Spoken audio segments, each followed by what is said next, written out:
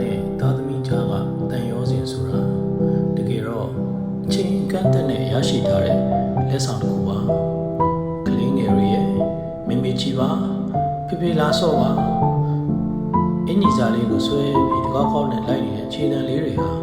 ထာဝရရှိနေမှာမဟုတ်ပါဘူးဒီနေ့မှာအဲ့ဒီတန်လေးတွေဟာတိတ်ဆိတ်သွားပြီးရင့်ကျက်တဲ့စကားသံတွေဖြစ်ပြောင်းလဲသွားကြပါလိမ့်မယ်ကလေးငယ်တွေဟာ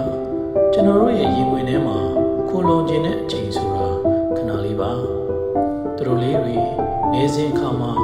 နွေးနွေးထွေးထွေးနဲ့ပွေ့ဖက်ထားလိုက်ပါအချိန်မှာသူတို့လေးတွေဟာကိုယ်တိုင်လမ်းလျှောက်နိုင်လာမယ်ကိုယ်ပိုင်ခြေထောက်ပေါ်မှာယက်တည်နိုင်လာမယ်အဲ့ဒီအချိန်ရောက်ရင်သူတို့ဟာကိုယ်ရင်ဝင်ထဲကနေတဖြည်းဖြည်းနဲ့ဝေးရကိုပြန်တန်းသွားကြတော့မှာပါဒါကြောင့်သူတို့လေးတွေကိုယ်ရင်ဝင်ထဲမှာခိုလုံနေတော့ကိုယ်လက်ကိုတွဲထားခြင်းနေတော့အချိန်လေးတွေမှာအနမ်းတွေအပြုံးတွေနဲ့အဝေးကြီးထိပါတော့မဲ့မြတ်တာတွေကိုထည့်ပေးလိုက်ပါကိုယ့်ရဲ့ရင်သွေးတွေကိုဒီနေ့မှာအရင်နေ့တွေထက်ပိုပြီး